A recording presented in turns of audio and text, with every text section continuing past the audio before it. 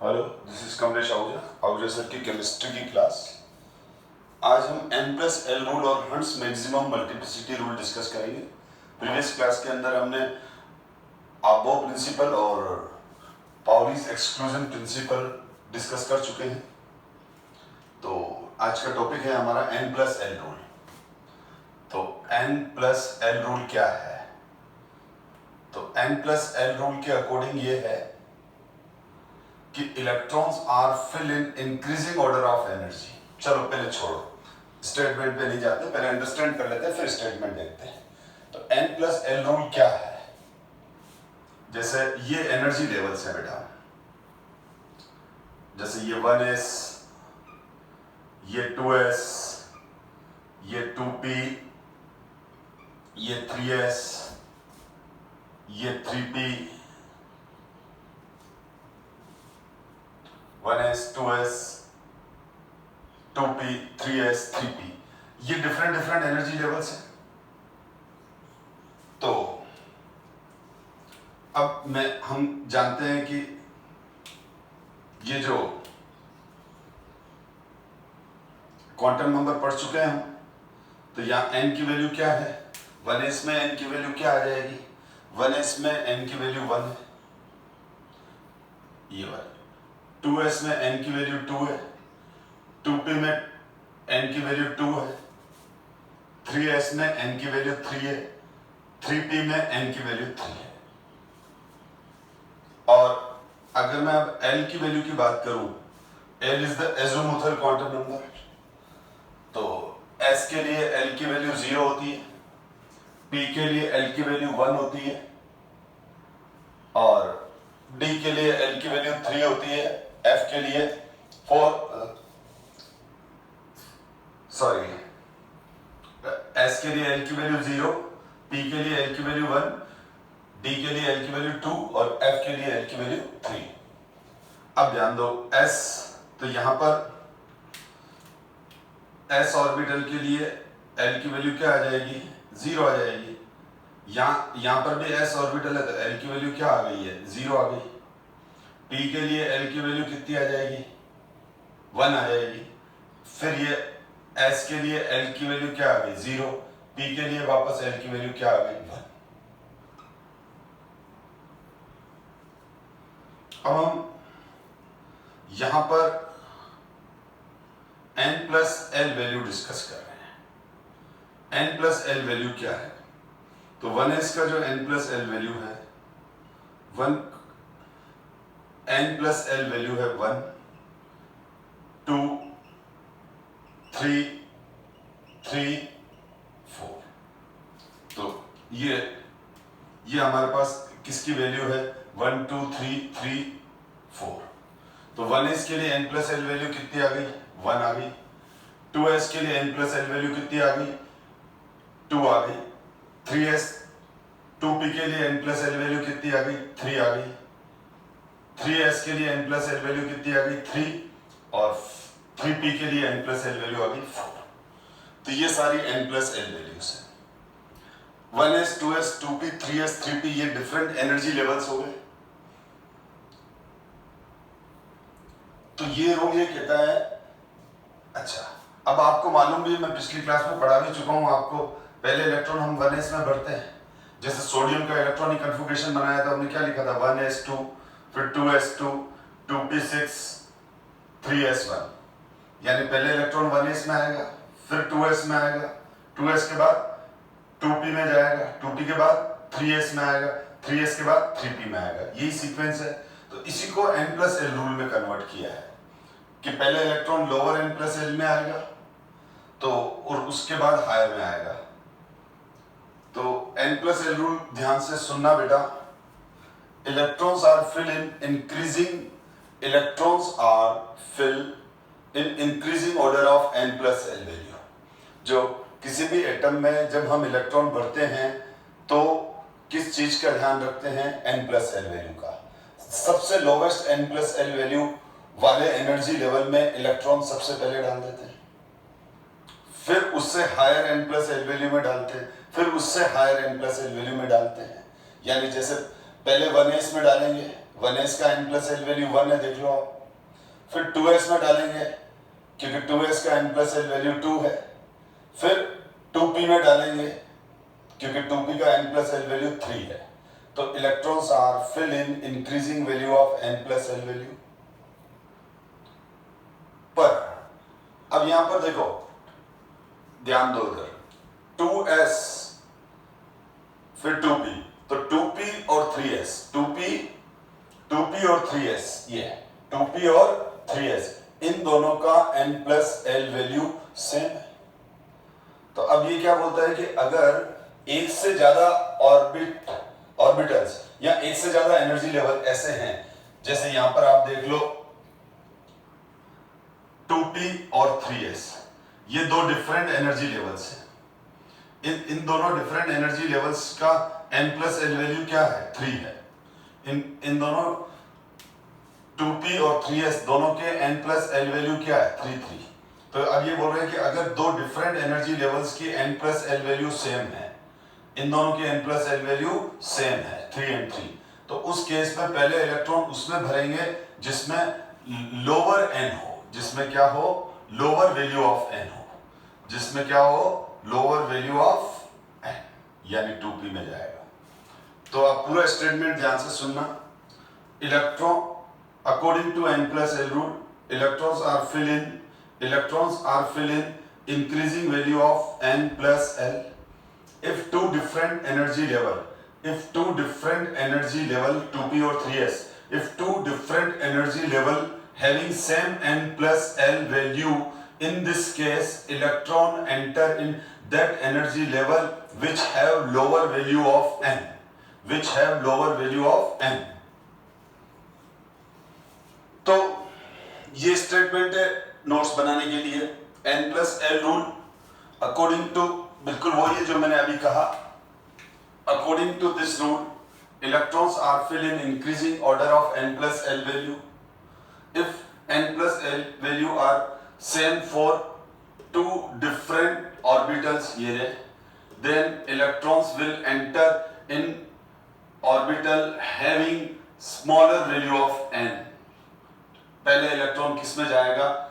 जब दो n plus L values बराबर आ जाए, दो डिफरेंट ऑर्बिटल्स की, दो डिफरेंट एनर्जी लेवल्स की, तो उस केस में इलेक्ट्रॉन पहले किस में डालोगे? जिसका n की वैल्यू कम हो, यानी यहाँ इलेक्ट्रॉन 2p में पहले आएगा, 3s में बाद में आएगा, क्योंकि 2p में n की वैल्यू 2 है और 3s में 3 है। बिल्कुल सिंपल सा रूल है बेटा। अब हम इस रूल को थोड़ा सा डिटेल में ले लेते हैं। तो अब ध्यान दें आप, यहां पर जो ध्यान देने वाली बात है, ये देखो 1s 2s 2p 3s 3p 4s 3d 4p। यहां पर ये इंपॉर्टेंट पॉइंट है, देखो यहां पर ध्यान देना, मैंने यहां स्टार भी लगा देता हूं मैं। यस, तो यहां पर जो n प्लस एल वैल्यू आएगी, अब मैं डायरेक्ट लिख सकता हूं, यहां पर जो n प्लस एल वैल्यू है वो है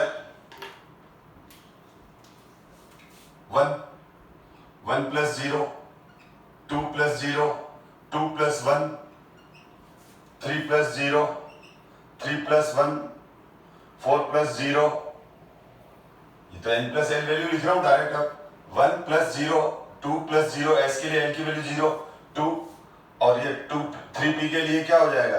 n की वैल्यू 3 और l की वैल्यू 1, या n की वैल्यू 4 और l की वैल्यू 0। 3d के लिए क्या आ जाएगा?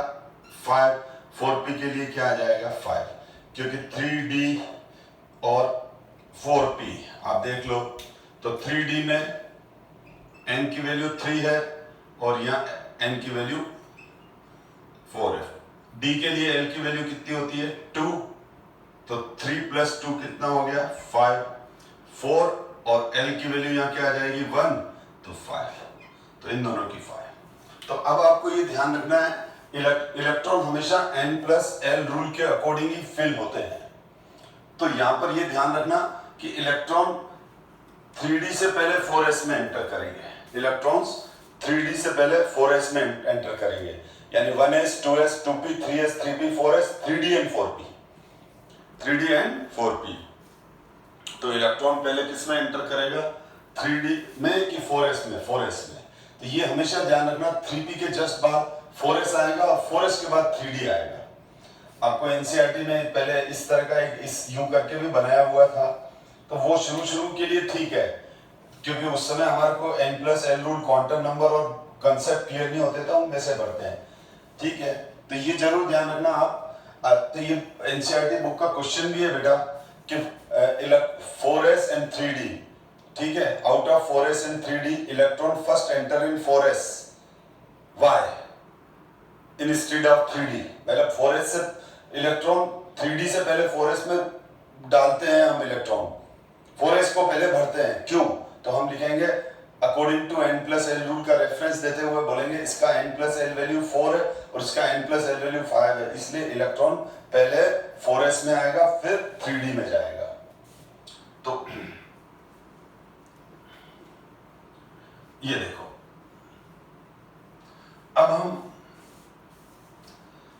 बात कर रहे हैं जैसे हीलियम, नियॉन, मैं आर्गन एटम की बात कर रहा हूं, आर्गन 18। तो आर्गन 18 का इलेक्ट्रॉनिक कन्फिगरेशन क्या हो जाएगा, 1s 2s 2p 3s 3p। ध्यान। तो या चलो पहले क्लोरीन ले लेते हैं, 17 chlorine, 18 argon, 19 potassium, 20 calcium, 21 scandium, 22 titanium. तो अब ध्यान दें आप, तो क्लोरीन में 17 इलेक्ट्रॉन्स फिल करने, तो ये हो गया 1s2 2s2 2p6, ये 2 2 4 और 6 10, लेकिन हमारे को टोटल इलेक्ट्रॉन कितने करने, 17। अब ये हो जाएगा 3s2 3p7, हो गए 17। काउंट कर लो, 2 + 2 + 6 + 2 + 7, ये हो गए हमारे पास 17। 2 + 2 + 6 + 2 + 7 = 17। तो जो क्लोरीन का इलेक्ट्रॉनिक कन्फिगरेशन हो गया, वो हो गया 1s2 2s2 2p6 3s2 3p7, sorry बेटा 3p5। मैंने कहा ये 19 कैसे हो गए, हाँ ये हो गया 3p5। अब हम आर्गन की बात करें तो अब एक एक इलेक्ट्रॉन बढ़ता जाएगा। अगर मैं अब आर्गन की बात करता हूं तो आर्गन में क्या हो जाएगा, आर्गन में हो जाएगा 1s2 2s2 2p6 3s2 3p6, 2 + 2 + बस ये एक बढ़ गया, या ये हो गया 2 + 2 + 6 + 2 + 6, ये हो गया 18 इलेक्ट्रॉन्स, ये आर्गन के लिए हो गए ये वाले। अब पोटेशियम की बात करूं मैं, तो पोटेशियम से ध्यान देना, ये 1s 2s 2p6 3s, तो ये तो हो जाएगा बेटा 1s2 2s2 2p6 3s2 3p6, 1s2 2s2 2। अब हमारे पास 3d भी है और 4s भी है। तो अब आप थोड़ा सा मैंने कहा ना कुछ चीजों को थोड़ा सा एक्सेप्ट करो, क्योंकि धीरे धीरे समझ में आती है। हर क्लास में यही कहता हूँ, पेशेंस रखो। और आप जो बच्चे मेरे क्लास रेगुलर अटेंड करते रहते हैं, तो उन्होंने फील भी किया होगा कि वास्तव में सर सही बोलते हैं। कोई चीज उस समय समझ में नहीं आती, लेकिन हम थोड़ा सा आगे बढ़ते हैं, कुछ क्वेश्चन करते हैं, तो वो चीज वापस क्लियर हो जाती है हमारी। तो डाउट बहुत बार इमीडिएटली क्लियर नहीं होता है, लेकिन क्लियर हो जाता है अगर अपन पेशेंस से थोड़ा आगे बढ़ते हैं। क्योंकि अभी सब आप बिगनर हो, तो अभी क्या है कि आपने साइंस स्टार्ट की है, तो बहुत सारे ऐसे कंसेप्ट है जो आपको अभी सीखने बाकी हैं। और फिर ये कंसेप्ट को रिलेटेड होते हैं, इंटर रिलेटेड होते हैं। अब कोई कंसेप्ट ऐसा है जो अभी आ रहा है, लेकिन उसका वो जो कंसेप्ट है मैं इसलिए अभी नहीं बता पाऊंगा क्योंकि वो कंसेप्ट आगे के चैप्टर से रिलेटेड है, तो हम आउट ट्रैक चले जाते हैं, तो उससे टाइम भी वेस्ट हो जाता है और स्टूडेंट कंफ्यूज हो जाता है, समझ में भी कुछ नहीं आता है। अभी तो आप सीधा n+l रूल के अकॉर्डिंग इलेक्ट्रॉन भरो, 1s2 2s2 2p6 3s2 3p6। अब 3d में और 4s में पहले इलेक्ट्रॉन किस में आएगा? 3d में इलेक्ट्रॉन आएगा कि 4s में आएगा? मैंने अभी बताया इलेक्ट्रॉन पहले 4s में डालेंगे फिर 3d में, क्योंकि 3d का n+l वैल्यू 3 + 2 n की वैल्यू और l की वैल्यू जोड़ूंगा तो 3 ये आ जाएगा, n+ वैल्यू इसकी 5 है और 4 + 0 इसकी n+l वैल्यू 4 है, इसका n+l वैल्यू 5 है, इसका 4s है। ठीक है, देख लो रिवाइंड करके, जिन भूल गए जो बच्चे रिप्ले कर सकते हो। तो अब यहां पर इलेक्ट्रॉन नहीं आएगा तो मैंने यहाँ 0 लिख दिया, मतलब नहीं है इलेक्ट्रॉन, और ये 4s1। तो पोटेशियम का जो इलेक्ट्रॉनिक कॉन्फ़िगरेशन आ जाएगा 1s2 2s2 2p6 3s2 3p6 3d0 4s1। अब 4s में अब अगर मैं कैल्शियम का इलेक्ट्रॉनिक कॉन्फ़िगरेशन लिखूंगा तो अब मैं डायरेक्ट ही लिख रहा हूं 1s2 2s2 2p6 3s2 3p6 3d0 4s2। अब आप 3d ये 3d पोटेशियम और कैल्शियम में ये 3d नहीं भी लिखेंगे तो भी चलेगा। बुक्स में क्या लिखा रहता है 1s2 2s2 2p6 3s2 3p6 4s1, बस। कैल्शियम का लिखा रहता है 1s2 2s2 2p6 3s2 3p6 4s2, लेकिन अगर मैंने जैसे लिखा वैसे भी लिख लोगे तो कोई गलत नहीं करेगा। अब अगर मैं स्कैंडियम का लिखूं तो 1s2 2s2 2p6 3s2 3p6 3d 4s। ये यहां तक तो ये 18 इलेक्ट्रॉन्स नहीं, ये है ना, 3p6 तक तो 18 इलेक्ट्रॉन्स हो गए, 3p6 तक तो 18 इलेक्ट्रॉन्स हो गए। अब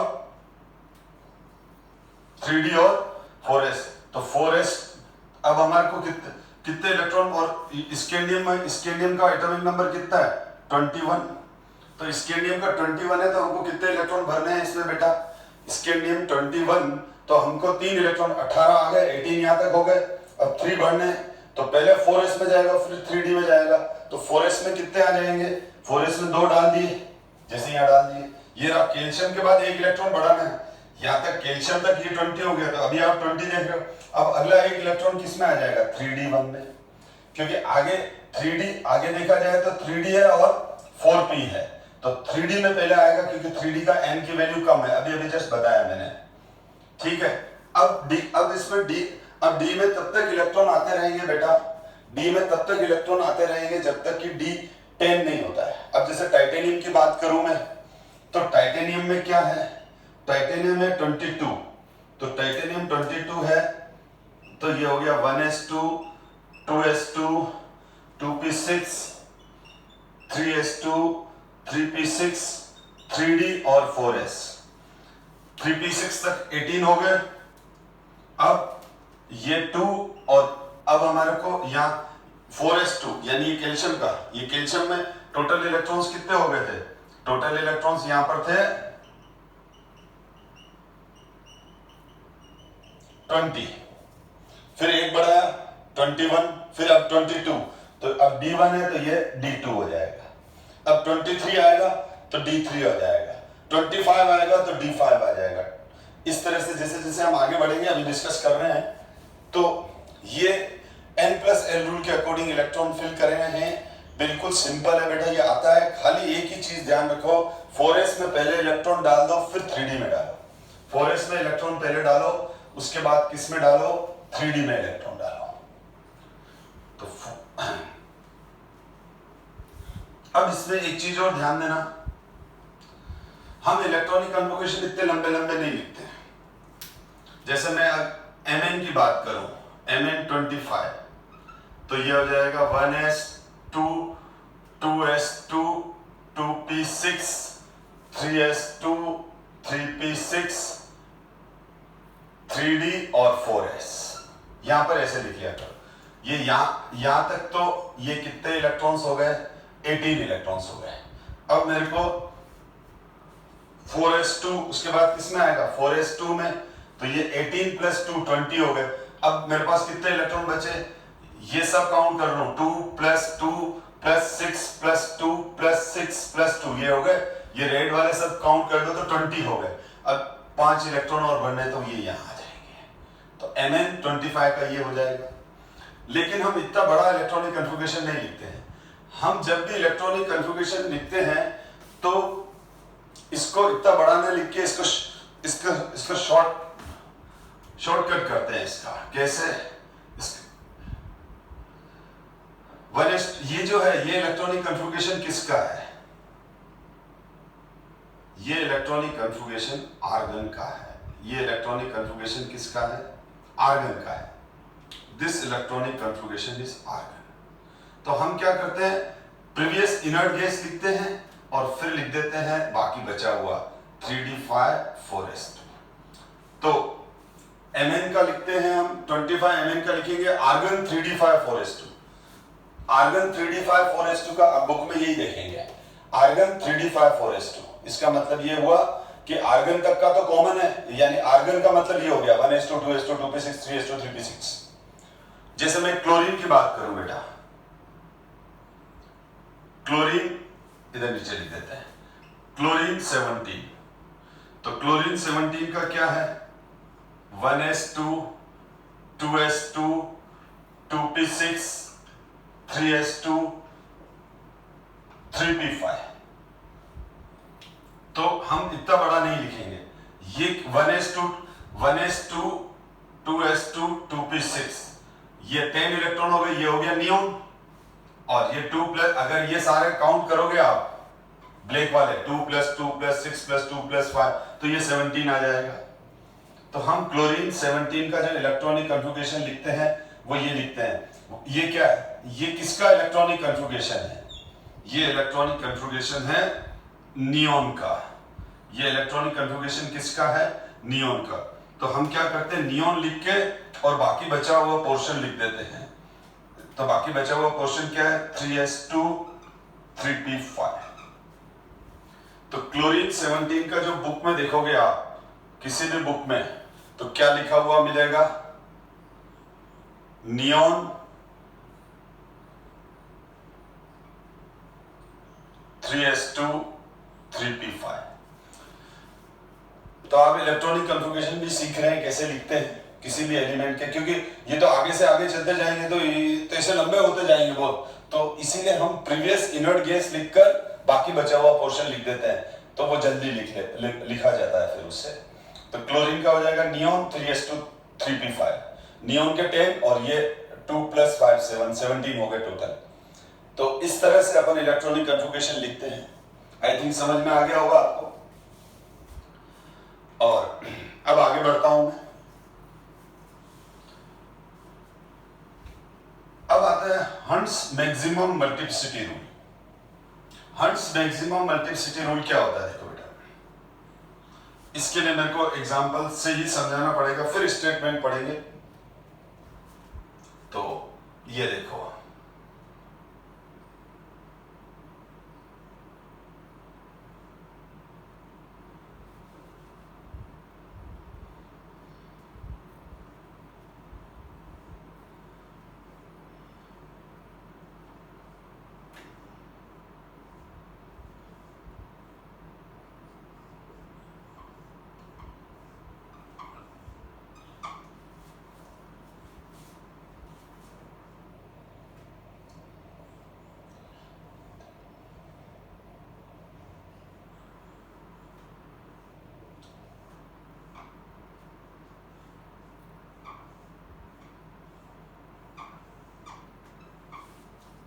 ध्यान देना, ये n इक्वल्स टू 1 है, ये n इक्वल्स टू 2 है, s और p, 1 2 s और s और p, n equals to 1 n equals to 2 s and p। क्योंकि हंट्स मैक्सिमम मल्टीप्लिसिटी रूल के लिए मुझे ऐसे बनाना ही पड़ेगा, क्योंकि इसी एग्जांपल से आपको समझ में आएगा। Hund's maximum multiplicity rule degenerate energy levels के लिए एप्लीकेबल है। किसके लिए एप्लीकेबल है? Degenerate energy levels. क्या होते हैं degenerate energy levels? Degenerate energy levels are energy levels which have same energy. ऐसे एनर्जी लेवल्स, ऐसे ऑर्बिटल जिनकी एनर्जी आपस में सेम हो, उनको अपन डीजनरेट एनर्जी लेवल्स कहते हैं। अभी 2 क्लास पहले ही डिस्कस किया है मैंने degenerate energy levels, orbitals having same energy. P में कितने डीजनरेट एनर्जी लेवल्स हैं? 3। डी में कितने डीजनरेट एनर्जी लेवल्स हैं? 5। एफ में कितने डीजनरेट एनर्जी लेवल्स हैं? 7। एस में कितने डीजनरेट एनर्जी लेवल्स हैं? 0, क्योंकि मैंने बताया था कि सेम एनर्जी लेवल्स। तो पी में सेम एनर्जी लेवल्स कितने हैं? 3। तो यानी और एस में कितने सेम एनर्जी लेवल्स हैं? 0। वो अकेला ही है। जो मैंने एग्जांपल दिया था कि आपके जुड़वा भाई कितने हैं? 0। तो आप तो अकेले हो ना, इसीलिए तो ये अकेला है, तो इसका कोई जुड़वा नहीं है।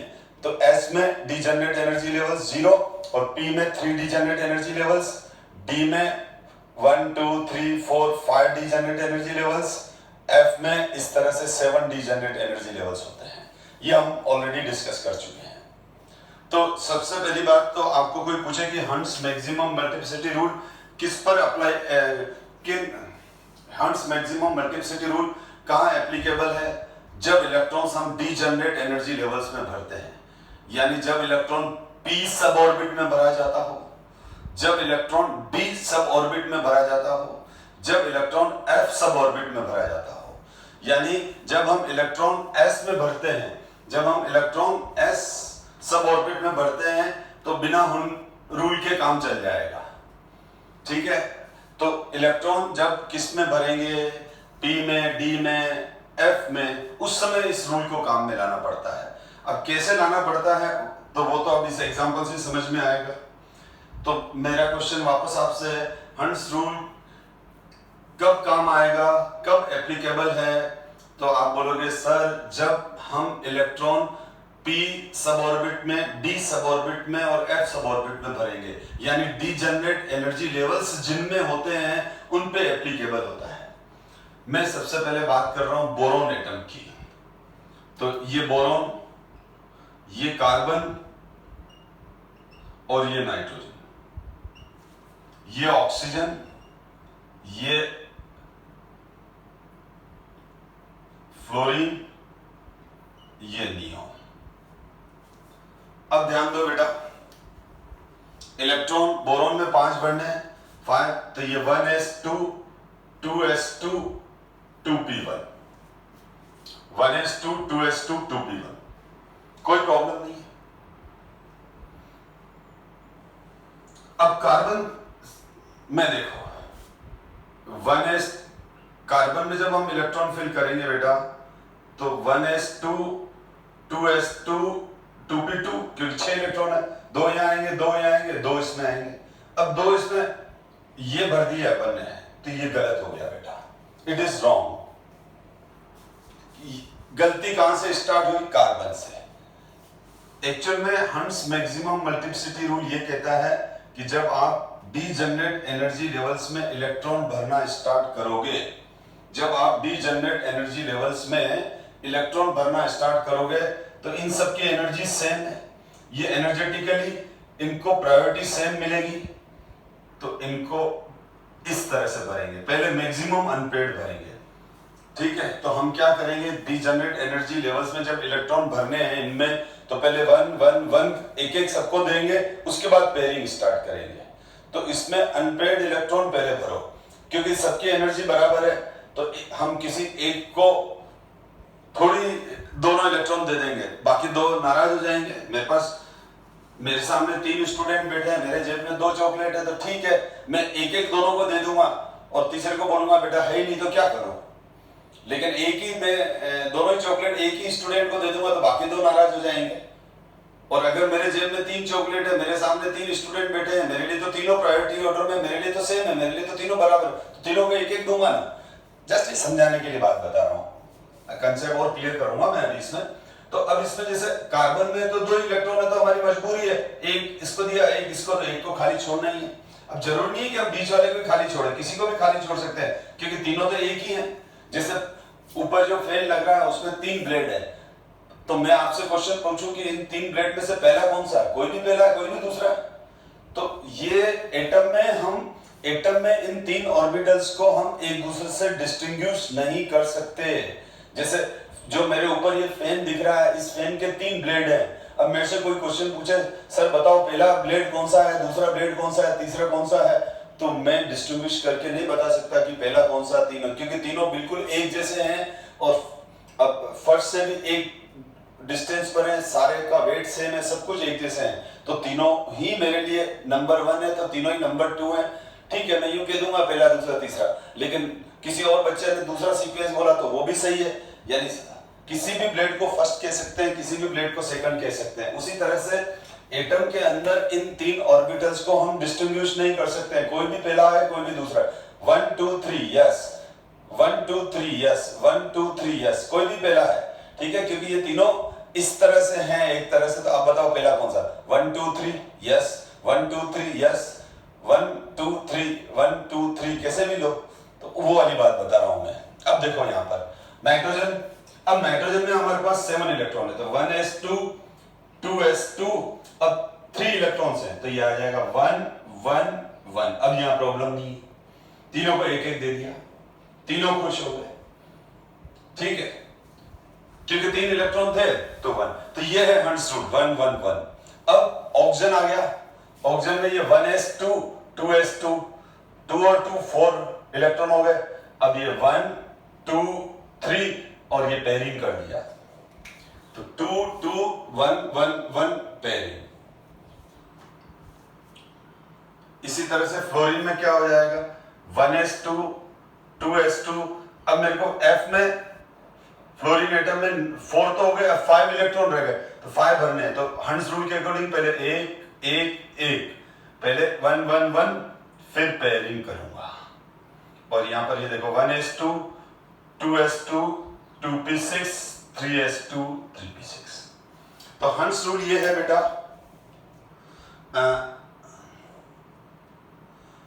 चलो इस डायग्राम के ऊपर आ रहा है तो बाद में स्टेटमेंट बता देता हूं, क्योंकि मुझे एक पॉइंट और डिस्कस करना है। अब इसमें देखो, अब यहां पर हम इलेक्ट्रॉनिक कन्फिगरेशन को 3 पार्ट में डिवाइड कर रहे हैं। ये बोरॉन का, कार्बन का, ऑक्सीजन का और फ्लोरीन का, ये चारों इनकम्प्लीट इलेक्ट्रॉनिक कन्फिगरेशन है। बोरॉन, कार्बन, ऑक्सीजन और fluorine, boron carbon oxygen and fluorine, boron carbon oxygen and fluorine, ये है इनकम्प्लीट इलेक्ट्रॉनिक कन्फिगरेशन। यानी यहां P1 है, यहां P2 है, यहां P4 है और यहां P5 है। अब आप बोलोगे सर ये भी तो इनकम्प्लीट है। हाँ बेटा, ये भी इनकम्प्लीट है, लेकिन हम इसको बोलते हैं हाफ फील्ड, क्योंकि P में टोटल इलेक्ट्रॉन कितने आते हैं, P में टोटल इलेक्ट्रॉन 6 आते हैं, 6 के आधे हो गए तो इसको बोलते हैं हाफ फील्ड और ये फुल फील्ड। तो अगर P सब ऑर्बिट आधा भरा हुआ है, P सब ऑर्बिट जैसे P है, ध्यान दो, P में 6 इलेक्ट्रॉन्स आते हैं तो P3 को हाफ फील्ड बोलेंगे, P6 को फुल फील्ड बोलेंगे। अगर D में कितने इलेक्ट्रॉन्स आते हैं, D में 5 ऑर्बिटल होते हैं तो D में 10 इलेक्ट्रॉन्स आते हैं। D में कितने ऑर्बिटल्स होते हैं, 10 D में कितने ऑर्बिटल्स होते हैं, 5, तो D में जब 5 ऑर्बिटल्स होते हैं तो कितने इलेक्ट्रॉन्स आएंगे, 10 इलेक्ट्रॉन्स आएंगे। तो D में अगर 5 इलेक्ट्रॉन भर दिए तो उसको बोलेंगे हाफ फील्ड, और D में अगर पूरे 10 है तो D10। जैसे अभी Mn का एग्जांपल लिया था थोड़ी देर पहले, तो Mn का इलेक्ट्रॉनिक कन्फिगरेशन आया था आर्गन 3d5 4s2, तो आर्गन 3d5 4s2, तो 3d5 यहाँ हाफ फील्ड हो गया। इसी तरह से F में कितने ऑर्बिटल होते हैं, F में ऑर्बिटल होते हैं 7, टोटल इलेक्ट्रॉन्स F सब ऑर्बिट में कितने आते हैं, F सब ऑर्बिट में टोटल इलेक्ट्रॉन्स 14 आएंगे, क्योंकि 7 ऑर्बिटल्स हैं, एक ऑर्बिटल में 2, तो 14 से ये हो गया फुल फील्ड, लेकिन 7 भरा हुआ है तो ये हाफ फील्ड। तो P3 D5 F7 को हाफ फील्ड बोलेंगे, D6 D10 और F14 को फुल फील्ड बोलेंगे। और अब आपको ये क्लियर हो गया होगा इसको हम हाफ फील्ड बोल रहे हैं, इसको फुल फील्ड बोल रहे हैं, बाकी को इनकम्प्लीट बोल रहे हैं। ठीक है, जैसे D5 और D10 के अलावा जो भी हो, D9 हो गया, D8 हो गया, D3 हो गया, D2 हो गया, D6 हो गया, तो वो इनकम्प्लीट में आ जाएंगे। F7 हाफ फील्ड है, F8 incomplete, F9 incomplete, F13 incomplete, F14 फिर कंप्लीट हो गया। F7 से पहले F6 है, F5 है, तो वो भी इनकम्प्लीट में आ जाएगा। अब यहां पर ऐसा क्यों किया गया मैं बता रहा हूं आपको। तो हम ये जो इलेक्ट्रॉनिक कन्फिगरेशन है, ये वाले इनको हम इनकम्प्लीट इलेक्ट्रॉनिक कन्फिगरेशन बोलते हैं। क्या बोलते हैं? Incomplete electronic configuration. Incomplete electronic configuration. Nitrogen वाला हमारे पास हो गया हाफ फील्ड, और नियोन वाला हो गया हमारे पास फुल्ली फील्ड। यहां जो हाफ फील्ड और फुल्ली फील्ड का अलग से डिस्कशन करने का मतलब क्या है, एम क्या है, बता रहा हूं मैं आपको। Basically half filled and fully filled electronic configurations are more stable. ये क्या होते हैं? ये हाफ फील्ड और फुल फील्ड इलेक्ट्रॉनिक कन्फिगरेशन क्या होते हैं? मोर स्टेबल होते हैं एज कंपेयर टू इनकम्प्लीट। ये जो इनकम्प्लीट इलेक्ट्रॉनिक कन्फिगरेशन है, ये इनकम्प्लीट इलेक्ट्रॉनिक कन्फिगरेशन क्या होते हैं? Incomplete electronic configuration are less stable as compare to half filled and full filled. चलो फुल फील्ड तो समझ में आता है, हाफ फील्ड कैसे डिस्कस कर रहे हैं इसी को ही। अब आप देखो, मैंने क्या कहा, यहां पर न्यूक्लियस के चारों तरफ इलेक्ट्रॉन रिवॉल्व करते हैं। तो मैं अब आपको एक कंसेप्ट क्लियर कर रहा हूं कि जब न्यूक्लियस के चारों तरफ इलेक्ट्रॉन्स रिवॉल्व करेंगे, जब न्यूक्लियस के चारों तरफ इलेक्ट्रॉन रिवॉल्व करते हैं,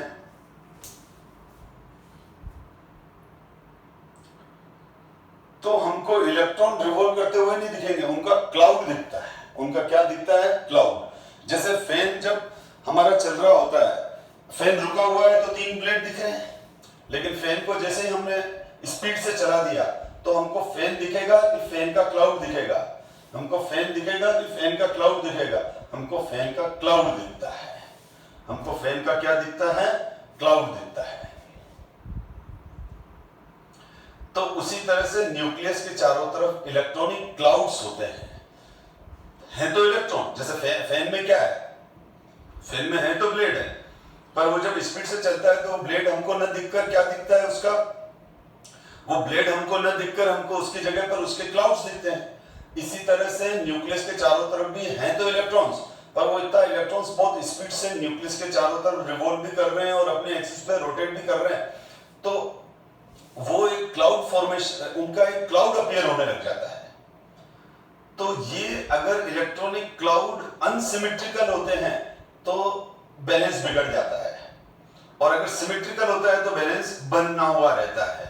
अब आप बोलोगे सर ये बात समझ में नहीं आई, बैलेंस बिगड़ जाता है ना बैलेंस बन जाता है। तो वापस अपन फैन के एग्जांपल पे आ जाते हैं। बेटा फैन के का एग्जांपल बेस्ट है, इसी से कंसेप्ट क्लियर हो जाएगा। फैन के तीनों ब्लेड हैं, 120 के एंगल पर लगे हुए हैं, ठीक। अब ये फैन के जो तीनों ब्लेड हैं बेटा, ये 1 वाला, ये 2 वाला और ये 3 वाला, ठीक। ये जब फैन चलता है तो क्लाउड दिख रहा है। अब मैं क्या करूं, फैन को रोका और एक ब्लेड हटा दिया, एक ब्लेड हटा दिया, अब चलाऊं, चल तो जाएगा, लेकिन अब इस क्या ये बैलेंस वे में चलेगा? ये ढक ढक करने लग जाएगा। क्यों? क्योंकि यहां पर वेट है ही नहीं, यहां ज्यादा वेट है, तो फैन अब फैन क्या हो जाएगा? वो जो 3, ठीक है, 3 ब्लेड थे, उसमें से अपन ने क्या किया, ये एक हटा दिया तो फिर फैन यूं झुक गया। अब तो बड़ा अजीब अजीब तरीके से चलेगा, हिलता हिलता चलेगा, और थोड़ी देर बाद तो वो झटके खा के गिरने लगेगा, क्योंकि इनबैलेंस हो गया, खराब हो जाएगा फैन, ठीक है। तो यानी मैं बोलूंगा फैन का जो क्लाउड है वो अनबैलेंस हो गया, अनस्टेबल हो गया, अनसिमेट्रिकल हो गया। और मैंने क्या किया, दूसरा ऐसा भी कर लिया कि ये तीनों ब्लेड का मास क्या होगा? सेम होता है। अगर ये 1 kg का है तो ये भी 1 kg का होगा, ये भी 1 kg का होगा। एक एग्जांपल दे रहा हूं। अब मैंने क्या किया, एक ब्लेड हटा, एक ब्लेड को कर दिया 2 kg का, यानी तो अब फैन चलाऊंगा तो भी ये इधर वेट ज्यादा हो गया, तो वो जब घूमेगा तो डिस्टर्ब हो जाएगा इसका इलेक्ट्रॉनिक क्लाउड, अनसिमेट्रिकल क्लाउड बनेगा। तो यहां पर भी यही है बेटा, आप देखो हाफ फील्ड के अंदर ये तीनों ऑर्बिटल, इन तीनों ऑर्बिटल में यहां पर इलेक्ट्रॉन है, इन दोनों में नहीं है। तो इस एक डायमेंशन पर, एक डायमेंशन जैसे ये देखो 1 2 3 डायमेंशन बोल रहा हूं मैं, 1 2 3, ये फैन के ये 3 डायमेंशन है, ठीक है। अब इसमें ये तो ऐसा फैन हो गया जिसमें एक ब्लेड है एक तरह से, यानी एक डायमेंशन पे तो इलेक्ट्रॉन है, बाकी दो पर नहीं है, तो इलेक्ट्रॉनिक क्लाउड अनबैलेंस हो जाता है और न्यूक्लियस के चारों तरफ इलेक्ट्रॉन्स अपने आप को बैलेंस नहीं कर पाता है। ये यहां पर क्या हो गया, 2 इलेक्ट्रॉन है एक में नहीं है, यानी ये एक ऐसा फैन हो गया जिसमें 2 ब्लेड है, तो ये भी गड़बड़ है, इसका भी इलेक्ट्रॉनिक क्लाउड सिमेट्रिकल नहीं बनेगा। और यहां पर नाइट्रोजन के केस में देखो तीनों ही ऑर्बिटल में 1 1 1 है, तो तीनों ही ऑर्बिटल में 1 1 होने की वजह से क्या हो जाएगा, एक सिमेट्रिकल इलेक्ट्रॉनिक क्लाउड बन जाएगा, एक सिमेट्रिकल इलेक्ट्रॉनिक क्लाउड बन जाएगा। और सिमेट्रिकल इलेक्ट्रॉनिक क्लाउड बनते ही सिमेट्रिकल इलेक्ट्रॉनिक क्लाउड बन जाएगा, ठीक है। और ये बैलेंस रहेगा, यानी ये वो फैन है जो आपके घर के ऊपर लगा, आपके घर के अंदर छत पे लगा हुआ है, तो वो बैलेंस वे में चलेगा।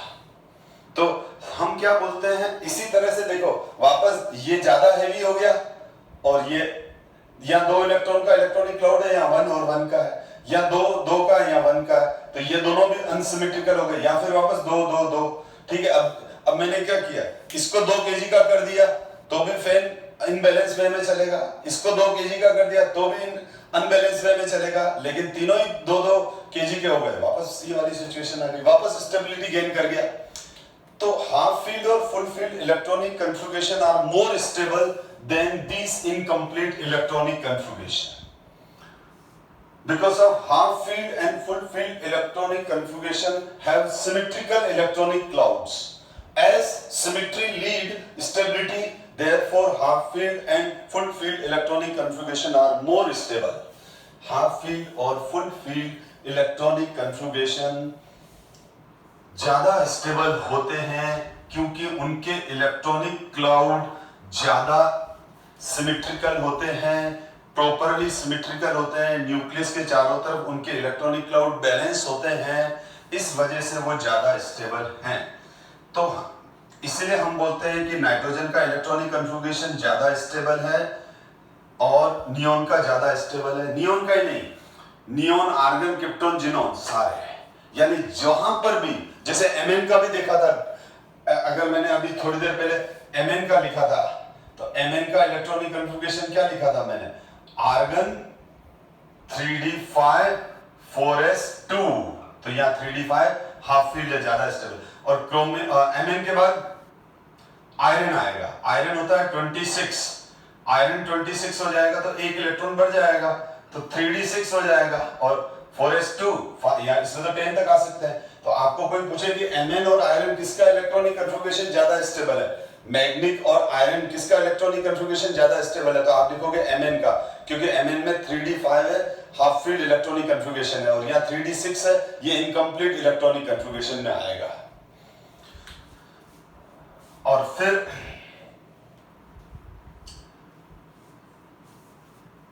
अब देखो आप, अगर मैं ये d ऑर्बिटल्स है, अगर d ऑर्बिटल में मैं इलेक्ट्रॉन भरूं तो यहां d जनरेट एनर्जी लेवल्स 5 है, तो अगर मैं बोलूं मेरे पास d1 है, d4 है या d3 है, d5 है, d7 है, तो ये कैसे होंगे, ये देखो। तो अगर कोई एलिमेंट है जिसमें d में एक ही इलेक्ट्रॉन है तो ये है, d में 3 इलेक्ट्रॉन है तो 1 1 1, d में 5 है तो 1 1 1 1 1, पहले 1 1 1 1 1 करूंगा, फिर पेयरिंग स्टार्ट करूंगा, यानी ये मैं 1 1 1 किसके रूल, कौन से रूल के अकॉर्डिंग भरा, हंस मैक्सिमम मल्टीप्लिसिटी रूल के अकॉर्डिंग भरा। 1 1 1 1 1 किसके अकॉर्डिंग भरा, हंस मैक्सिमम मल्टीप्लिसिटी रूल के अकॉर्डिंग बना। अब मेरे पास डी में 7 इलेक्ट्रॉन्स है तो 1 2 3 4 5 1 2 3 4 5 6 7 फिर पेयरिंग करूंगा, एक बार एक एक इलेक्ट्रॉन देना पड़ेगा सबको। इसी तरह से अगर मैं एफ की बात करूं, एफ सब ऑर्बिट की, तो मेरे पास, तो अभी स्टेटमेंट देख लो पहले। Hund's rule of maximum multiplicity. This rule deals with the filling of electron in the orbital having equal energy, degenerate orbitals. यानी ये है, ठीक है। P वाला एग्जांपल दे दिया, D वाला बोर्ड पे लिखा हुआ है। तो ये किन में आएगा? जिनमें this rule deal with the filling of electrons in the orbitals, ये in the orbitals having equal energy, degenerate orbitals, ठीक है। According to this rule, electrons pairing in an orbitals cannot be occur until each orbital of a given subshell contain one electron each or is singly occupied। यानी ये बोल रहा है आप electron की pairing तब तक नहीं करोगे जब तक कि सबको एक एक नहीं मिल जाए। जैसे मैं चलो यहाँ D5 की जगह D6 कर देता हूं, ठीक है, D6 कर देता हूं, इसमें 6 इलेक्ट्रॉन भरने हैं। तो ये क्या बोलता है? अब ये सारे डीजेनरेट एनर्जी लेवल्स हैं। ये बोल रहा है आप इलेक्ट्रॉन की पेयरिंग तब तक नहीं करेंगे जब तक कि सारे डीजेनरेट एनर्जी लेवल्स को एक एक एक इलेक्ट्रॉन नहीं दे देते हो। दे दिया एक एक एक एक एक, अब बचा है क्या? एक। हाँ, अब तो 1 2 3 4 5 है, लेकिन इसमें 6 इलेक्ट्रॉन्स है, तो कर दो भाई पेयरिंग।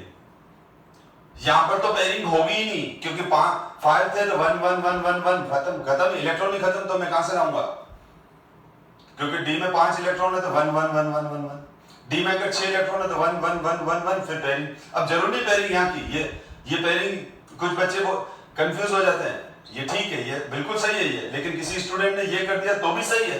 किसी भी ऑर्बिटल को एक दे दो जो आपको अच्छा लग रहा है, क्योंकि सबकी एनर्जी तो बराबर है। किसी ने ये कर दिया तो भी सही है, किसी ने ये कर दिया तो भी सही है, किसी ने ये कर दिया तो भी सही है, और किसी ने ये कर दिया तो भी सही है, ठीक है। यानी कहने का मतलब ये है कि ये सारे ऑर्बिटल एक जैसे हैं, इनको डिस्टिंग्विश नहीं कर सकते, डिफरेंशिएटेड नहीं कर सकते हैं। तो अब आने वाला 6 इलेक्ट्रॉन यहां पर भी डाल सकते हो, यहां पर भी डाल सकते हो, यहां पर भी 6th वाला इलेक्ट्रॉन इन पांचों ऑर्बिटल में से किसी में भी डाल सकते हो, कोई मना नहीं करेगा। लेकिन एक परंपरा चली हुई है कि 1 2 3 4 5, चलो फिर यहां से स्टार्ट कर देते हैं। लेकिन कॉम्पिटिटिव एग्जाम में है ना, अगर कहीं ऐसा क्वेश्चन आ गया कि इस इलेक्ट्रॉन को यहां नहीं रख के उसने यहां रखा हुआ है, तो ये गलत नहीं है बेटा, ये भी सही करेक्ट स्टेटमेंट में आएगा। अब जैसे ये 1 इलेक्ट्रॉन है, ठीक है, तो ये 1 इलेक्ट्रॉन यहां रख दिया, सही है। लेकिन किसी स्टूडेंट ने यहां रख दिया तो भी सही है, क्योंकि ये तो सब डीजेनरेट है, एक जैसे एक इलेक्ट्रॉन रखना था, आपको लगा नहीं यहां रख रहा हूं, कोई बात नहीं, यहां रखो, कोई गलत नहीं, ठीक है। किसी ने कहा नहीं सर मैं यहां रख दूं, रख दो। अब सर मेरे को दूसरा और रखना है, तो कहां रखना है? यहां रख दो, कोई बात नहीं। सर तीसरा और रखना है, यहां रख दो, चलेगा। चौथा और रखना है, चौथा और रखना है, नहीं ये गलत कर दिया। पहले सबको एक एक, सारे डीजेनरेट को एक एक आएगा। ये सर एक और रखना है, रख दे, ये अरे क्या किया, गलत, ऐसा नहीं, एक एक, ठीक है। तो इस तरह से भरना है। अब जैसे 3 इलेक्ट्रॉन है, तो ये वाला गलत है, नहीं ये सही है। किसने ऐसे लिख दिया तो गलत नहीं है बेटा, क्योंकि ये सारे ऑर्बिटल एक जैसे हैं, ठीक है। अब लेकिन क्या है, वो एक ट्रेडिशन चला हुआ है, परंपरा चली हुई है कि 1 1 1 लिखेंगे, इस तरह से सीक्वेंस से चलते हैं अपन, ठीक है। ये तो D1 था, ये तो मैं आपको समझाने के लिए बता रहा हूं, आपके कंसेप्ट क्लियर हो जाए, ठीक है ना। इसी तरह से अगर मेरे पास F9 है, F सब ऑर्बिट में 9 इलेक्ट्रॉन भरने हैं मेरे को।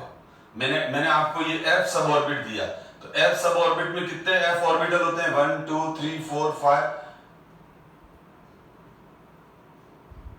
1 2 3 4 5 6 7 ऑर्बिटल्स होते हैं।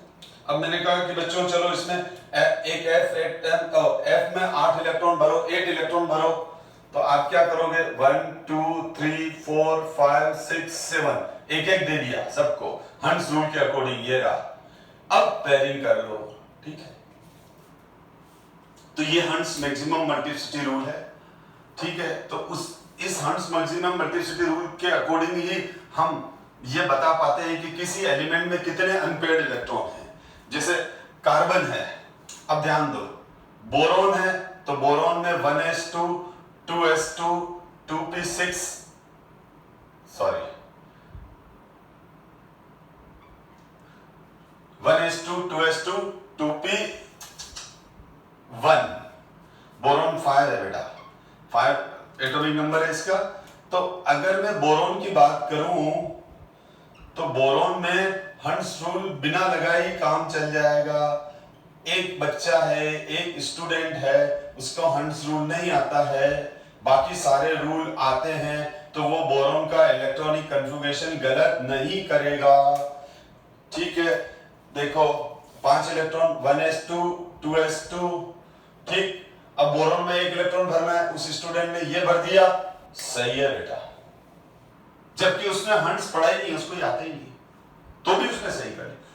लेकिन उस स्टूडेंट ने यहां भर दिया तो भी सही है, मैंने क्या कहा, तीनों तो हैं तो एक जैसे ही। उस स्टूडेंट ने यहां नहीं भर के यहां भर दिया तो भी सही है, और उसने क्या किया, यूं भर दिया तो भी सही है, क्योंकि है ना अनपेयर्ड भरना है। ये बहुत अच्छी बात आ गई समझ में आपको। एक और चीज, नया कंसेप्ट सामने आ गया बेटा, वो ये आ गया कि जरूरी नहीं कि पहले क्लॉकवाइज भरो, पहले एंटी क्लॉकवाइज भी भर सकते हैं। उसने ये भर दिया तो भी सही है, ये यूं लिख दिया तो भी सही है, यूं लिख दिया तो भी सही है। मतलब मेरे कहने का मतलब ये है कि बोरॉन में अगर हम हंट्स रूल नहीं, किसी स्टूडेंट को हंट्स रूल नहीं आता है तो वो बोरॉन का इलेक्ट्रॉनिक कन्फिगरेशन किसी हालत में गलत नहीं करेगा, बाकी सब रूल आने चाहिए उसको। तो बोरॉन पर हंट्स रूल नहीं लगता है। कार्बन फर्स्ट एलिमेंट है जहां से हंट्स रूल लगना अप्लाई होगा, क्योंकि कार्बन में क्या हो जाएगा, 6 इलेक्ट्रॉन्स है तो 1s2 2s2 2p2 1s2 2s2 2p2। Carbon is the first element from which क्या होने लगता है, हंट्स रूल लगता है। अब मान लो उस स्टूडेंट को मैंने कहा, जिसको हंट्स रूल आता ही नहीं है, बाकी सारे रूल आते हैं, उसको कहा कार्बन का इलेक्ट्रॉनिक कन्फिगरेशन लिख दे। अब उसको 2 इलेक्ट्रॉन भरने पी में, उसने ऐसे भर दिया, गलत कर दिया उसने क्या किया, दोनों इलेक्ट्रॉन यू भर दिए तो भी गलत कर दिया, दोनों इलेक्ट्रॉन यहां भर दिए और एक जैसे स्पिन के भर दिए, या चलो ऐसे भर दिए, इसने यू भर दिए तो भी गलत कर दिया। तो गलती करने की संभावना कहां पर है, तो ये स्टूडेंट ऐसा क्यों कर रहा है, एक ही ऑर्बिटल में 2 इलेक्ट्रॉन क्यों रख रहा है, क्योंकि उसको मालूम ही नहीं है हंट्स रूल। अगर उसको हंट्स रूल मालूम होगा तो 1-1 करेगा ना। तो आपसे कोई पूछे कि पीरियोडिक टेबल में वो कौन सा फर्स्ट एलिमेंट है जहां से hunts maximum multiplicity rule applicable है, तो आपका आंसर होगा carbon. Carbon is the first element from which carbon is the first element जहां से क्या अप्लाई होता है, जहां से हंट्स रूल अप्लाई होता है। ये कॉम्पिटिटिव में क्वेश्चन आ जाता है कि कौन सा पहला एलिमेंट है जहां से हंट्स रूल लगना चालू हो जाएगा, कार्बन। हाँ, मैं एक बात और क्लियर कर दूं, अगर किसी स्टूडेंट ने ये इलेक्ट्रॉन यू नहीं भर के और यू भी भर दिए तो भी सही है, मैक्सिमम अनपेयर्ड भरने सेम स्पिन के। लेकिन अगर उसने ऐसा भर दिया, एक क्लॉकवाइज एक एंटी क्लॉकवाइज, तो ये रॉन्ग है। हंट्स के स्टेटमेंट का ध्यान से सुनना, वो बोल रहा है कि अनपेयर्ड भरने हैं और अनपेयर्ड भी क्या भरने हैं, सेम स्पिन के भरने हैं। जैसे 2 भरने हैं तो ये क्लॉकवाइज तो ये भी क्लॉकवाइज, अगर ये एंटी क्लॉकवाइज तो ये भी एंटी क्लॉकवाइज। अब मैं कार्बन में 2 अनपेयर्ड इलेक्ट्रॉन है, कौन से रूल से पता चला, हंट्स रूल से पता चला। कार्बन में 2 अनपेयर्ड इलेक्ट्रॉन है, किस रूल से पता चला, ये तो पेयर्ड इलेक्ट्रॉन। अब नाइट्रोजन में 1s2 2s2 2p3 तो 1-1-1-1 क्लॉकवाइज। अगर एंटी क्लॉकवाइज भरेंगे तो एंटी क्लॉकवाइज। अब नाइट्रोजन में 1-1-1-1 आ गया, हाफ फील्ड आ गया, नाइट्रोजन का इलेक्ट्रॉनिक कन्फिगरेशन सिमेट्रिकल हो गया, स्टेबल हो गया।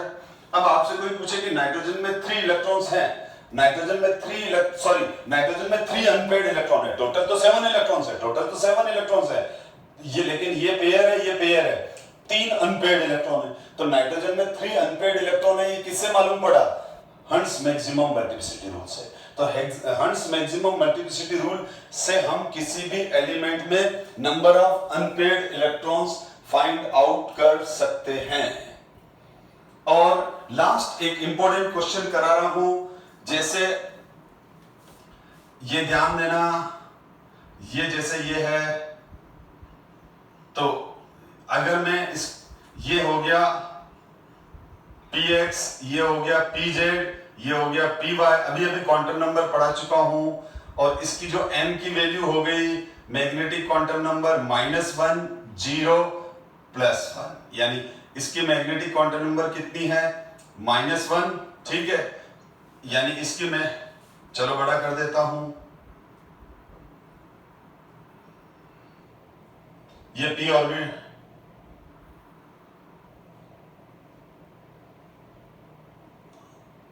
ये हो गया, ठीक है।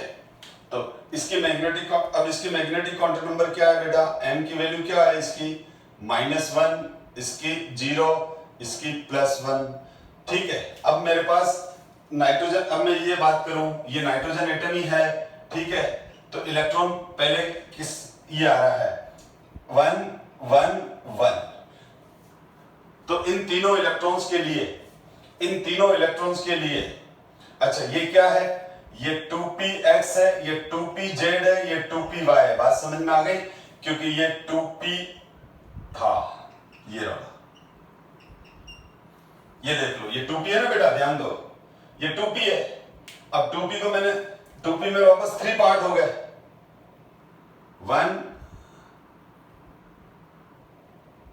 2 और 3, ठीक है। ये तो आप देख लो, अब इन तीनों के वो लिख रहा हूं क्वांटम नंबर, इन तीनों, इस इलेक्ट्रॉन के लिए, इस इलेक्ट्रॉन के लिए, इस इलेक्ट्रॉन के लिए n की वैल्यू क्या आ जाएगी, ध्यान से देखना बेटा, इन तीनों इलेक्ट्रॉन्स की क्वांटम नंबर लिख रहा हूं, इसका इसका इसका, तो n की वैल्यू इसके लिए भी 2, ये रही देखो n की वैल्यू 2 2 2, l की वैल्यू क्या आ जाएगी, ये तीनों, ये इलेक्ट्रॉन भी p में है, ये इलेक्ट्रॉन भी p में है, ये इलेक्ट्रॉन भी p सब ऑर्बिट में है, और l की वैल्यू क्या होती है, ये s है और ये p है, l की वैल्यू s के लिए l की वैल्यू 0 है, p के लिए l की वैल्यू 1 है, तो 1 1 1, तो यहां पर l की वैल्यू 1, l की वैल्यू 1, l की वैल्यू 1। बहुत इंपॉर्टेंट क्वेश्चन है ये, कॉम्पिटिटिव एग्जाम में आया हुआ है, क्या है एक बार देखो। अब मैं m की वैल्यू लिखूं तो ये p क्या हो जाएगा, इसके लिए -1 0 +1, s की वैल्यू लिखूं, स्पिन लिखूं तो +½ +½ +½ ध्यान से देखो, इस इलेक्ट्रॉन का n क्वांटम नंबर क्या है 2 1 -1 +½ NLMS, n की वैल्यू, l की वैल्यू, m की वैल्यू, इस इलेक्ट्रॉन के लिए n की वैल्यू 2, l की वैल्यू 1, m की वैल्यू 0, s की वैल्यू +½ क्योंकि सेम स्पिन है तीनों ही, n की वैल्यू 2 1 +1 और +½ अब आप देखो, तो क्वेश्चन ये आया था कि जब हम हंट्स रूल के अकॉर्डिंग इलेक्ट्रॉन फिल करते हैं, हंट्स रूल के अकॉर्डिंग इलेक्ट्रॉन फिल करते हैं, तो उसकी कौन सी क्वांटम नंबर चेंज होती रहती है, कौन सी क्वांटम नंबर क्वेश्चन ये आया था, जेई मेंस का क्वेश्चन है कि जब हम हंट्स रूल के अकॉर्डिंग किसी डीजनरेट एनर्जी लेवल में इलेक्ट्रॉन भरते जाते हैं, जब हम हंट्स रूल के अकॉर्डिंग किसी डीजनरेट एनर्जी लेवल में इलेक्ट्रॉन फिल करते जाते हैं, तो उसकी कौन सी क्वांटम नंबर बदलती है, क्या n की वैल्यू बदल रही है, नहीं 2 2 2 2, l की वैल्यू बदल रही है, नहीं 1 1 1 1, m की वैल्यू बदल रही है, यस m की वैल्यू बदल रही है। आप देख लो तीनों केस में n की वैल्यू, m की value, m magnetic quantum number की वैल्यू अलग है, फिर स्पिन वापस सेम है।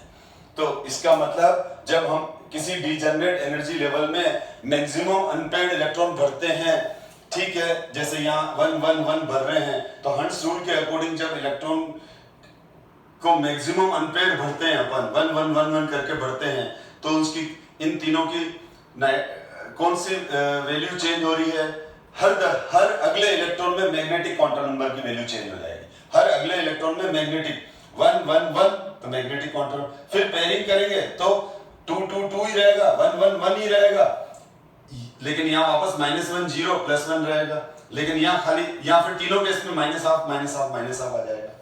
तो ये देखो इन तीनों क्वांटम नंबर भी समझ में आ गया।